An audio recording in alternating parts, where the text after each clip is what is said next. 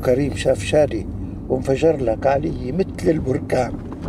رفع صوته عليه؟ ما أحلى ما يرفع صوته علي. نص ساعة داير من محل لمحل عم يدور على ابنه، افتكره مخطوف. إيه لك فؤاد مرني بابا، مزبوطة الخبريات اللي عم نسمعها؟ أي خبريات أبي؟ إنه عم يخطفوا السوريين هون بلبنان. إيه يعني شلون بدي لك، هو صار له كم حادثة شخصية مع كم حدا، بس يعني ما فيك تعملها إنه دائما وعلى طول. رجعوا بناس يعني ما في مشكلة. أنا عم أقول لحالي يعني إخواتنا اللبنانية ما ممكن يعملوها.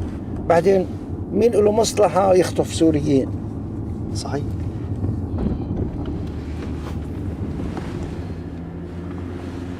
فؤاد، منو الشباب اللي معنا؟ هدول موظفين عندي أبي.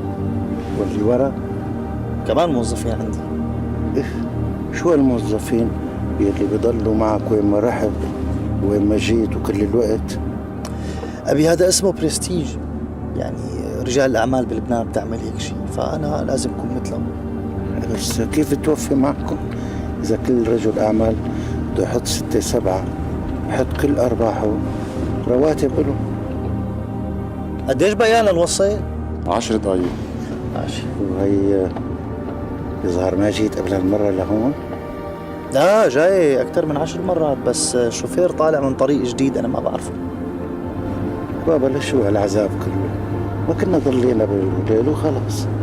لك ولو بسامي مشان واجبك حبيبي.